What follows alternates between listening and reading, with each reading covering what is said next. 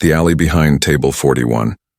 The sun was beginning to dip below the Los Angeles skyline when Keanu Reeves, wearing a baseball cap and sunglasses, quietly slipped out the back of a modest restaurant called Table 41. It was a cozy place, known more for its charm than its popularity. He hadn't come here because it was trendy or upscale. In fact, he specifically chose it for the opposite reason. The kind of place where people were real. No flash, no paparazzi. Just good food. And honest folks. He had finished his meal, grilled salmon, steamed greens, and a cup of black coffee, and asked to pay in cash.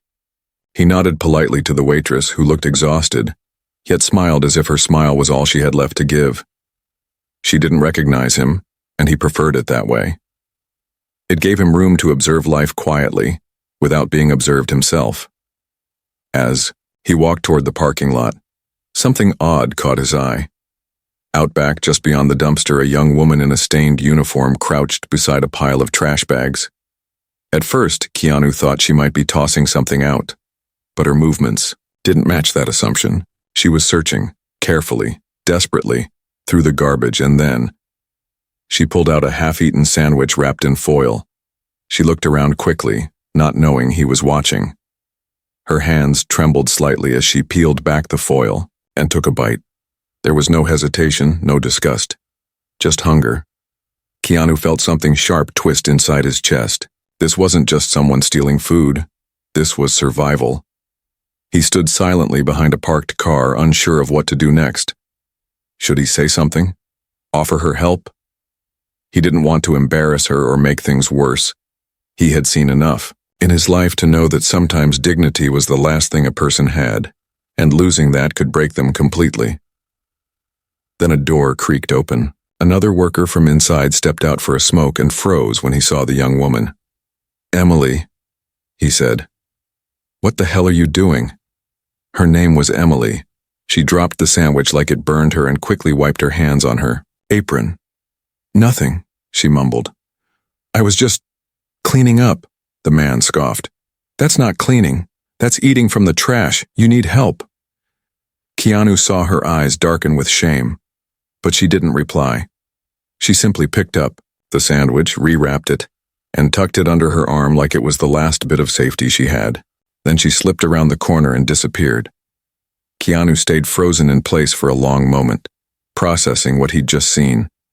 He had met many people in his life, some rich beyond imagination, some poor beyond belief. But this moment hit him harder than he expected. Maybe it was her eyes. Maybe it was the way she carried that sandwich like a treasure. Or maybe it was because, deep down, he had once felt that kind of hunger too. Not for food, but for something to hold on to when the world forgot your name. Instead of going to his car, he walked back into the restaurant. The same waitress who had served him earlier looked up and smiled again, though more tired than before. "Can I help you, sir?" she asked. He lowered his sunglasses. "The girl who just went outside. Her name is Emily, right?" The waitress hesitated. "Yes, Emily Carver. She's new here, works double shifts. Nice girl." "Why?" Keanu paused. "I think she dropped something important. Can you tell me where she went?" "Probably to the bus stop down the street. She walks there every night." Keanu nodded. "Thanks." He left without another word, his mind racing. Something told him this wasn't the first time she had gone hungry, and something else told him he couldn't just walk away from it. 5 minutes later, he saw her at the corner of the street sitting on a bench, her back slouched, hands folded around a brown paper bag. Her face was turned toward the traffic, blank and expressionless. She looked like someone who had learned to make herself invisible, someone who had stopped expecting kindness from the world. He approached slowly. "Hey," he said gently. She looked up, startled. Her guard went up immediately. "Sorry, I'm not bothering anyone. I'm just waiting for the bus." "I know," Keanu said. "I saw you earlier, behind the restaurant." Her face turned crimson. She stood up quickly. "I wasn't stealing. I didn't have time to eat during my shift, and I didn't want to ask anyone for help." Keanu raised his hand, stopping her. "I'm not here to judge. I just want to talk." She looked unsure. Why? He smiled softly. Because I've been there, she frowned. You? No offense, but you don't look like someone who's ever had to eat out of a dumpster. Looks can be deceiving, he said. I've been hungry, maybe not in the same way, but enough to understand. Emily sat back down slowly. She glanced at him out of the corner of her eye. Are you a counselor or something? He chuckled. Not even close. Then why do you care? He looked at her for a long moment. Because you matter, and you shouldn't have to live like this. Those words hit her like a stone wall. For a second, she said nothing. Then she whispered, You don't even know me. Not yet, he replied. But maybe I should. And just like that, the wall she had built around herself cracked, just a little. Enough for a sliver of light to sneak in. Keanu sat down beside her and asked gently, Can I buy you a real meal? She hesitated, but then slowly she nodded. As they stood and walked toward a nearby diner, she looked at him and said, You're not like most people, neither are you, he said. But neither of them saw the figure watching from the other side of the street, a man in a long coat with a camera who had been following Keanu for days. And tonight, he had seen something he wasn't supposed to see. Whispers in the diner. The bell above the door jingled as Keanu gently pushed it open, letting Emily step into the warm, inviting space of an all-night diner tucked away from the busier streets. It wasn't much. A few red vinyl booths, a long counter with spinning stools, and the faint scent of brewed coffee mixed with fried food. But for Emily, it felt like a different universe.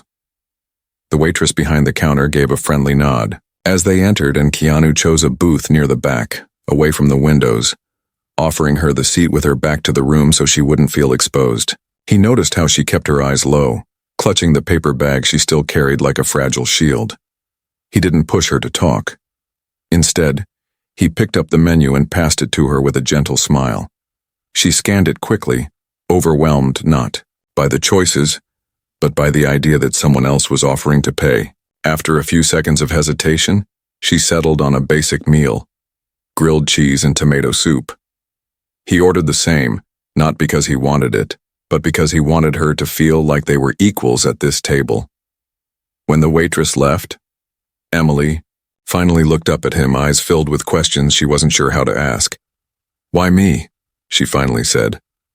Keanu leaned back, hands resting on the table. Because you remind me of someone I used to know. She had the same fire in her even when life kept trying to put it out. The world can be cruel to people like you. People who refuse to give up. Emily looked away, biting her lip. I wasn't always like this, she said quietly. I had a job, a boyfriend, a place, then it all unraveled. He left. My landlord raised the rent. My mom got sick. And before I could even process it, I was here, working double shifts, living in a motel with no heat and skipping meals so I could send money home. Her voice cracked, but she held it together. She didn't cry. Not yet. She just stared at her hands as if they held the answers to everything. Keanu nodded slowly. It happens faster than people realize. One missed paycheck, one accident, one bad month, and the world doesn't wait for you to catch up. People think if you're working, you're fine, she said, her voice bitter now. But working 2 jobs doesn't mean I can afford rent. It means I'm exhausted and still behind. I believe you, he said softly. She looked at him then.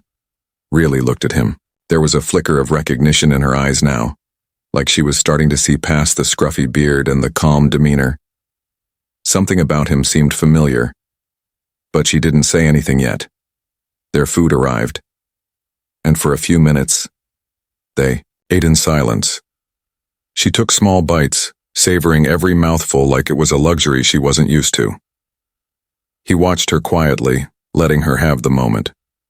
When she set down her spoon, she asked, So what do? You don't talk like someone who lives around here. Keanu smiled faintly. I work in the film industry. Like behind the scenes? He hesitated for half a second. Something like that. Huh.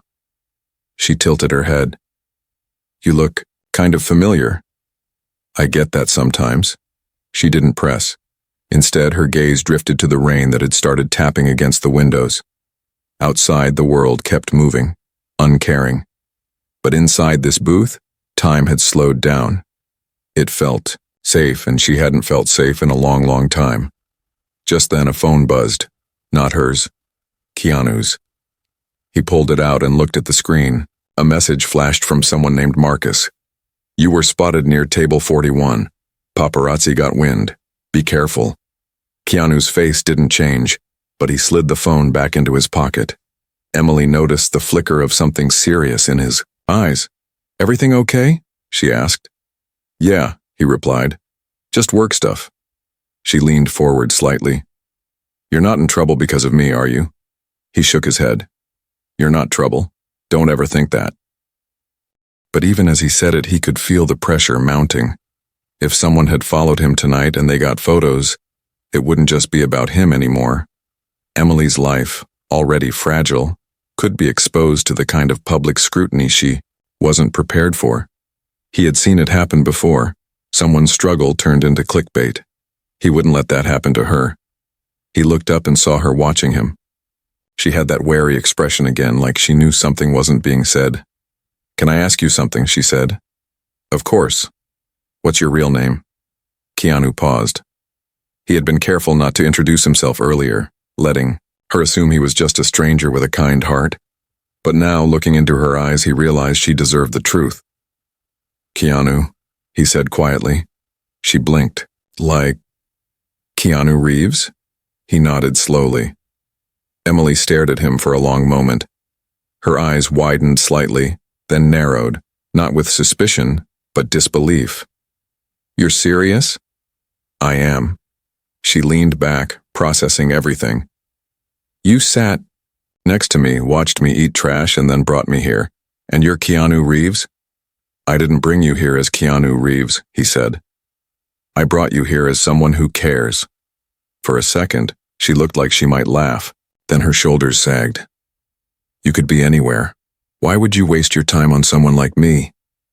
He didn't hesitate. Because you're not a waste. You're a human being, and the world needs more people who remember that. A tear rolled down her cheek, silent and unacknowledged. She wiped it away quickly, but Keanu saw it. He didn't say anything about it. He just placed a folded napkin beside her plate and offered a small, understanding smile. Outside, the rain picked up, turning into a gentle storm. Inside, two strangers sat in the dim glow of the diner's lights, one famous, one forgotten, sharing more than just a meal. They shared a moment of truth in a world full of noise. But just as the quiet settled back in, the diner's front door swung open, and a man in a long trench coat stepped inside, rain dripping from his sleeves. He held a camera in one hand and scanned the room. His eyes landed on Keanu. Keanu's jaw tightened. Emily followed his gaze, and the warm safety of the moment evaporated into cold dread. We might have a problem, he said softly. The flash that broke the silence, the rain beat harder against the diner's glass as the man in the trench coat took 2 steps forward, then paused just inside the doorway, water pooling at his feet. His hand still gripped the camera, now hanging loosely by his side, but his eyes, sharp, calculated, were locked onto Keanu. Emily noticed the shift in the atmosphere immediately. The warmth of the booth, the quiet comfort they had just shared, shattered like glass. Her fingers tightened around the napkin he had given her, the one still folded neatly beside her now empty plate. Keanu didn't look away. He met the man's gaze with a calmness that was practiced, almost rehearsed. He had dealt with paparazzi, for decades had learned to diffuse tension with a single glance or a simple gesture. But this time it was different. This wasn't just about him anymore. This was about a girl who had nothing left to lose, except maybe the last bit of dignity she'd managed to cling to through all her trials. The man began walking slowly, camera swaying. He passed the other booths, drawing confused stares from a couple of truckers sipping their late-night coffee and an old woman thumbing through a crossword. He didn't acknowledge anyone, not the waitress who tried to greet him, not the cook who peeked out from behind the kitchen door. His path was clear, and he followed it like a bloodhound who had already caught the scent. Keanu leaned slightly forward. "Stay calm," he whispered to Emily. "Who is that?" she asked under her breath. "Someone who doesn't care about people, only headlines." She turned pale. "He's going to take a picture, isn't he?" Keanu nodded. "He already did before we came in, now he wants more." The man stopped 2 feet from their table and raised his camera without a word. For a moment, the world stood still. The camera clicked once, then again. Bright flashes lit up the booth, bouncing off the chrome napkin holder and the salt shaker, like tiny explosions. "You've got what you came for," Keanu said, his tone low but firm. The man smirked. "Not quite. People are going to want to know who she is. You're sitting here with some homeless chick and playing hero. The public eats that up, but they'll want the backstory, the sob story." "She's not a story," Keanu said. "She's a person." "Sure," the man replied, his voice dripping with sarcasm, "but not for long. Once her name's out there, she'll be a headline, just like you." Emily stood up suddenly, her breath shaky. "Don't you dare take another picture of me." The man ignored her. The camera lifted again. But before the shutter could snap, Keanu stood too, faster than expected, and reached out, his hand firm on the lens. "Leave," he said. The man looked like he might argue, but something in Keanu's eyes made him hesitate. It wasn't rage. It was something quieter, deeper. A warning. "Fine," the man muttered. "But don't say I didn't give you the chance to explain it first." He turned and left, his wet boots squeaking against the floor tiles, leaving a trail of water and tension behind him. Emily sank back down into the booth, her hands trembling. "I knew it was too good to be true," she whispered. Keanu sat beside her again, calmer now. "No, you deserve this moment, and no one gets to take it from you. But they'll know who I am now. They'll post everything, call me names, twist everything. They might," he admitted. "But I won't let them ruin you." She looked at him then, not like someone looking at a movie star, but like someone who had just found a lifeline in the middle of a storm. "Why are you doing this?" she asked again. "Why me?" He exhaled, long and quiet. "Because someone once did it for me." And then, for the first time, he told her a story no journalist had ever heard. He spoke of a night long ago, before the fame, when he was just a young man riding buses through unfamiliar cities, sleeping in his car, eating crackers and canned beans for dinner. He told her about the janitor who once found him crying in a stairwell and gave him a sandwich without asking questions. "He never asked my name," Keanu said, eyes distant. "Just handed it to me and said, 'You'll be all right, kid.' And somehow, those 5 words kept me going." Emily was silent for a while, digesting the story like it was part of the meal. "So this is your way of paying it forward?" He nodded. "Kindness should never die with the person who received it." The waitress returned to clear their plates, and noticed the tension lingering like smoke. "Everything okay here?" she asked. Keanu looked up with a practiced smile. "It will be." When she left, Emily leaned forward. "What happens now?"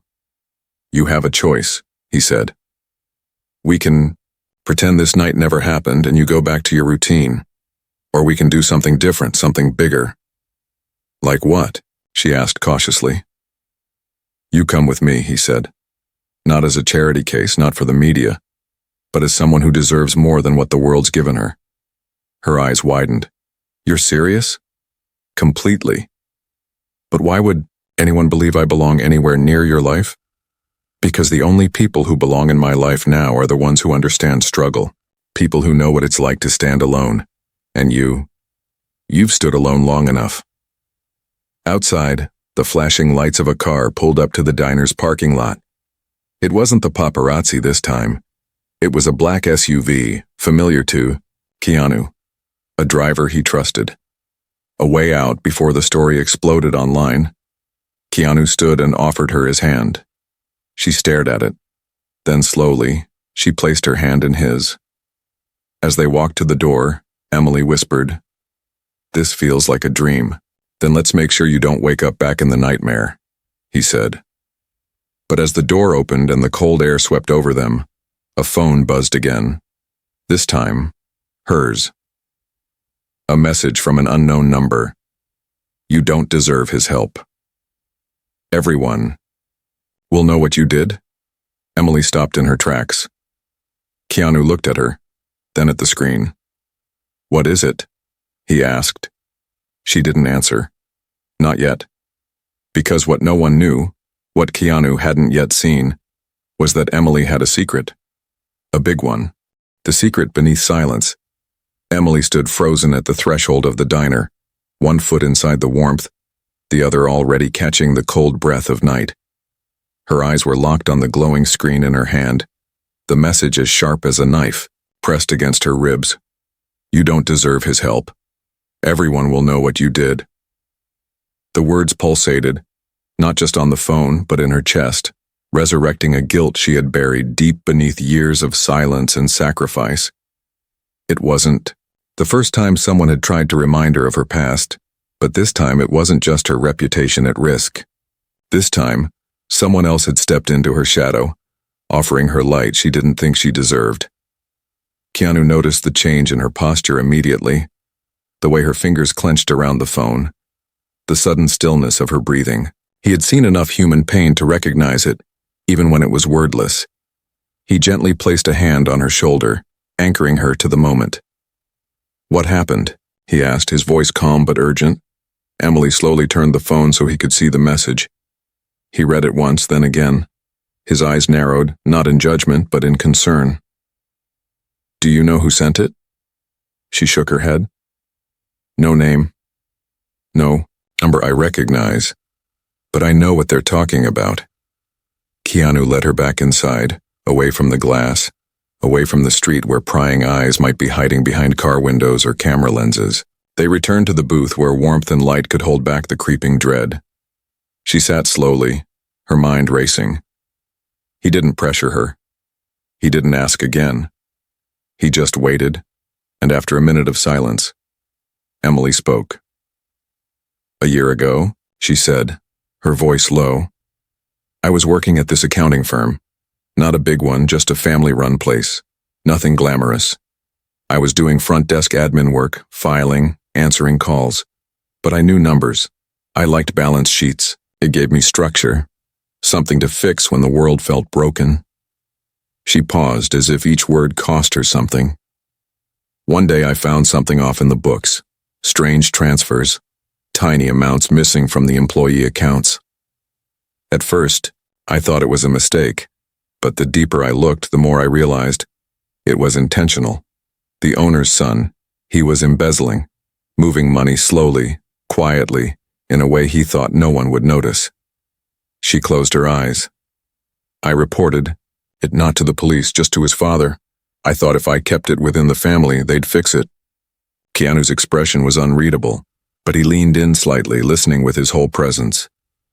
"Instead," Emily continued, "they turned on me, accused me of trying to destroy the company, said I fabricated everything to get a promotion. Within a week, they fired me, blacklisted me, called every temp agency, every staffing firm, told them not to touch me, and then his friends started texting me, sending threats, messages like that one, making sure I never forgot that I stepped out of line."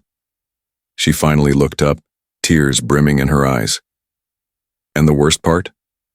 I lost everything because I did the right thing." Keanu was silent for a long moment, then he said, "And you still chose honesty, even when it cost you everything. What else was I supposed to do? Let him get away with it? Most people would have. Most people do." Emily wiped her face, frustration mixing with sorrow. "But it didn't matter. In the end, I still became what they said. Jobless, desperate, invisible." "No," Keanu said firmly. "You became what they feared, a woman with integrity, and that's why they tried to destroy you." She laughed bitterly. "Well, they succeeded." He shook his head. "Not while you're still standing." Just then, the waitress returned holding a napkin with something scrawled in blue ink. Sorry to interrupt, she said cautiously, but a guy left this on the counter before he walked out. Said it was for you. Keanu took it and unfolded it. There were 4 words. You're not safe anymore. He read it once, then handed it to Emily. She stared at it, her stomach turning. Keanu looked out the window. The parking lot was empty now. The trenchcoat man was gone.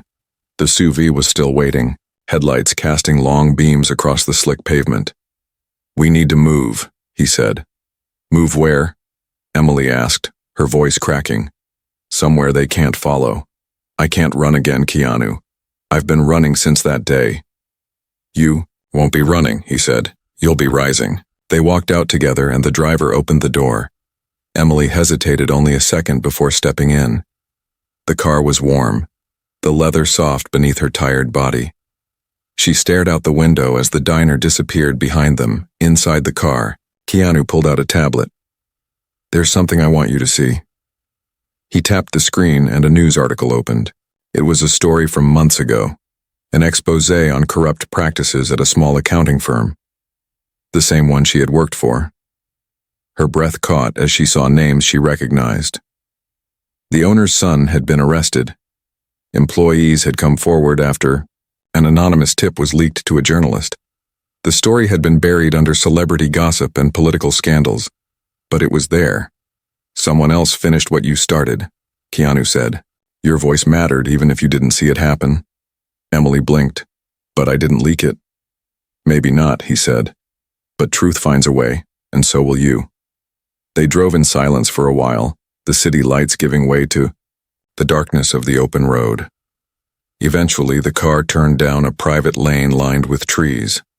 At the end was a modest home, not a mansion, but peaceful, surrounded by gardens and tall hedges. Safe. You can stay here as long as you need, he said.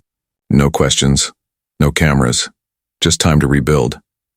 She looked at him, unsure of what to say. But before she could speak, the driver's voice broke through. Mr. Reeves, we have a situation. Someone just leaked a video of you and her leaving the diner. It's spreading fast. Keanu sighed. How bad is it? Bad, the driver said. They're saying she's a con artist. Some are calling it a publicity stunt. Hashtags are trending. Emily sank into the seat. I told you this would happen. I know, he replied. And I also know the truth. That's all that matters. But even as the house grew closer, even as the gates opened before them, Keanu felt the weight of what was coming. This wasn't just a random act of kindness anymore. This was war, and he had just stepped into it. With her. The firestorm begins. By the time they reached the front porch, the silence between them had changed. It was no longer filled with awkwardness or fear, but something far heavier. A strange bond had been forged in the chaos. Keanu unlocked the door with a passcode, letting Emily step inside first. The warmth of the small home wrapped around her like a blanket. Everything felt intentional. Soft lighting, a bookshelf full of stories, an old guitar resting in a corner, the faint scent of cedar wood and black tea. It wasn't a mansion. It wasn't grand. But it was honest. And for the first time in what felt like years, Emily felt like she wasn't walking into someone else's life. She was stepping into a chapter where she might actually belong. But peace, as always, was short-lived. Keanu closed the door gently behind them and handed her a towel for her damp hair. Make yourself comfortable, he said. You're safe here. Emily nodded, clutching the towel but not moving. I don't think I've felt safe since before the firm, since before I told the truth. Keanu stepped into the adjoining room and pulled out a slim laptop from a wooden desk. We need to be ahead of this, he said. The story's spreading fast. Emily moved closer, peeking over his shoulder. Headlines were popping up in real time. Keanu Reeves spotted with mystery woman, new romance or charity case. Sources, claim woman has criminal ties to financial scandal. Is this the real reason Keanu's been hiding from Hollywood? Her stomach dropped. They're twisting everything. Keanu clicked through the pages, skimming the comments, his face unreadable, but his jaw tight. They always do. When the truth doesn't sell, they create something that does. Emily felt her throat tighten. They're calling me a con artist, a fraud. I haven't even told my side. He turned to face her. Then it's time you... Tourist, what do you mean? Keanu stood. We go public, not with a press release, not with a stunt, just your voice, your story. Unfiltered. Not about me. Not about the photos. Just about what really happened. She hesitated. Who would listen? More people than you think, he said, because they're hungry for something real. Keanu placed a small microphone on the desk and clicked a few settings. The screen displayed a simple recording window. He pulled over a chair and gestured to it. Sit. When you're ready, speak. Emily sat slowly, looking into the lens. She took a deep breath. My name is Emily Carver, she began. I didn't want any of this. I didn't ask for a headline or a camera. I just wanted to survive. And I tried to do it the right way. She told the story again, this time without hesitation. She spoke of the accounting firm, of the embezzlement, of how doing the right thing unraveled her life. She spoke of her mother's illness, of sleeping in motels, of eating from trash bins, when there were no hours left to give. She spoke of shame, of silence, of surviving anyway.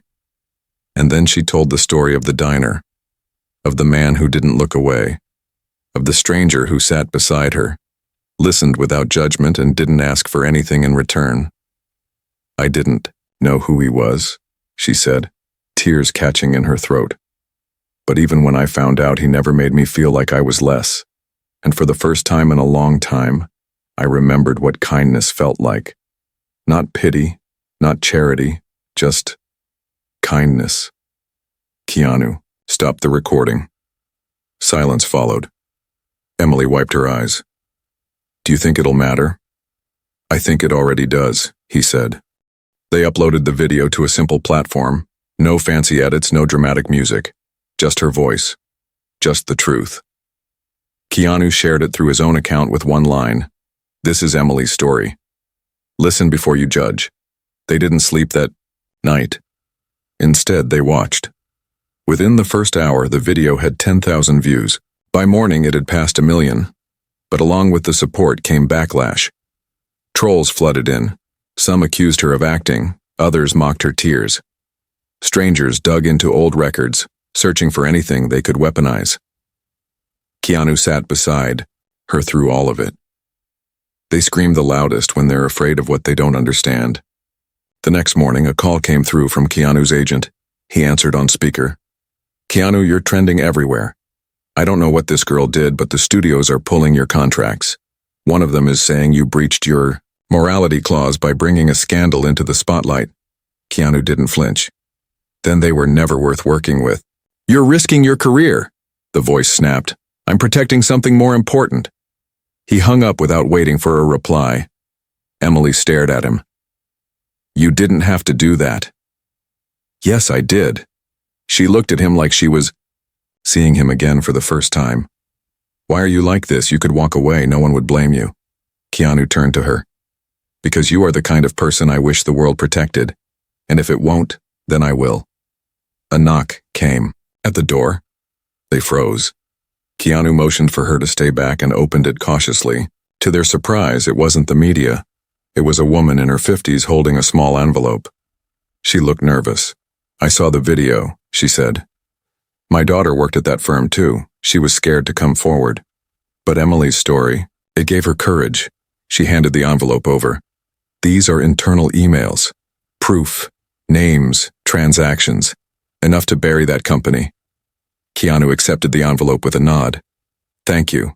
No, the woman said. Thank her. As the door closed, Emily whispered, I'm not alone anymore. You never were, Keanu said. But now, the world's starting to see it. And yet, in the shadows, the man in the trench coat watched the house from a distance. He lit a cigarette, muttered to himself, and made a call. They're not backing down, he said, but I know how to make them disappear when truth stands alone. The rain had returned by nightfall, tapping gently on the windows of Keanu's cottage like a warning in disguise. The fire inside crackled low in the hearth, throwing golden shadows across the wooden floor, while outside, the world seemed to be holding its breath. Emily sat curled on the sofa, a blanket wrapped loosely around her shoulders, staring into the flames. Not out of comfort, but reflection. It had only been days since her life was thrust into a spotlight she never asked for, and yet in that short time she had crossed from survival into resistance, not because she wanted to be brave, but because the world had given her no choice.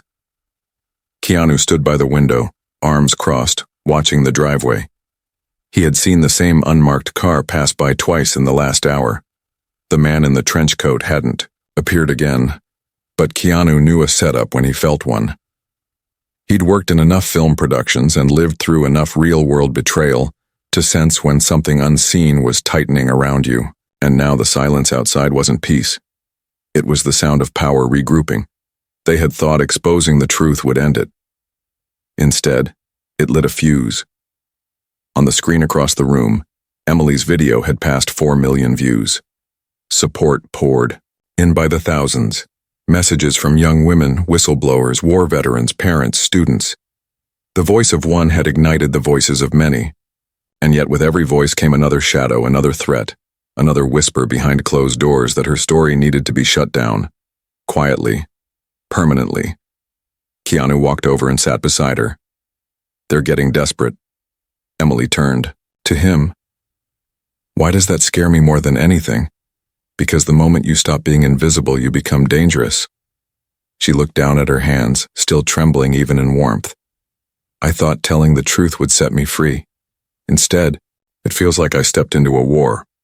Freedom is never easy, he said. It's earned, and it costs. But the ones who pay for it often become the very reason others get to breathe. Just then, his phone buzzed. He looked down and frowned. What is it? She asked. He turned, the screen toward her. It was a news alert. Exclusive. Leaked audio suggests Emily Carver lied about her accusations. Investigation reopened. Warrant rumors surface. Her chest tightened. They're trying to bury me again. They're trying to scare you, and scare others like you. And if they succeed, then we fight louder. The doorbell rang. Both of them stood. Keanu approached cautiously, motioning her to stay behind him. He looked through the peephole. It wasn't the media. It wasn't the police. It was Marcus, his old friend and private investigator. Keanu opened the door. You've got a problem, Marcus said without preamble. You're a trenchcoat stalker? Not just a paparazzo. He used to work security for one of the firms tied to Emily's former employer. He's been hired by a private asset protection group. They want to silence her. They don't care how. Keanu's jaw clenched. And the audio leak? Doctored. I found the original file they pulled from. Emily never said any of those things. They cut and stitched her words together. Emily stepped forward. So they're framing me. Again. Not framing, Marcus said. They're launching a full narrative war, but you've got one advantage they didn't count on. She raised an eyebrow. What? You're not alone anymore. He handed Keanu a flash drive. Everything you need is on here. Proof of audio manipulation, evidence of bribes, paper trails. If you release it tonight, you flip the entire story. You won't just defend her. You'll destroy the people behind this. Keanu took the drive, nodding. It's time. They uploaded the files to the same platform where Emily's story first went viral. No music, no edit, just files. Raw and real. Within minutes, journalists were calling, lawyers were messaging, advocacy groups were stepping forward. The tide had turned again, this time toward something that couldn't be denied. But as the views climbed, the pressure did too. Keanu's cottage was soon surrounded, not by enemies, but by media vans, protesters, and supporters. Some carried signs that read, I believe Emily. Others read, Truth is not a crime. Candles lined the edge of the driveway. Emily stood at the window, her breath fogging the glass. This isn't about me anymore, she whispered. No, Keanu said, stepping beside her. It never was. It's about what you stand for and what you refuse to let them take. She turned to him. What if it gets worse before it gets better? Then we hold the line. Together. That night, as they sat side by side in the quiet, the world roared louder outside, but inside something had settled. Not peace. Not yet. But purpose. And the next morning, an email came in from the National Investigation Bureau. The subject line read, "Request for interview with Emily Carver. Confidential, urgent." Emily stared at it, stunned. Keanu read it with her, then placed a hand gently on her shoulder. "This is your moment." "I don't know if I'm ready," she admitted. "You don't have to be," he said. "You just have to be real." A few days later, she stood in front of a room full of officials. She told her story again, this time not as a victim, not as someone begging to be believed, but as a woman who had stood in fire and walked out with truth in her hands.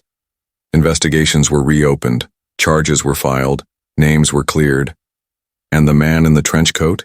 He vanished. No one ever saw him again. But it didn't matter, because Emily had already beaten him, not with fists, not with money, but with light, and in a world so full of darkness, sometimes that's all it takes.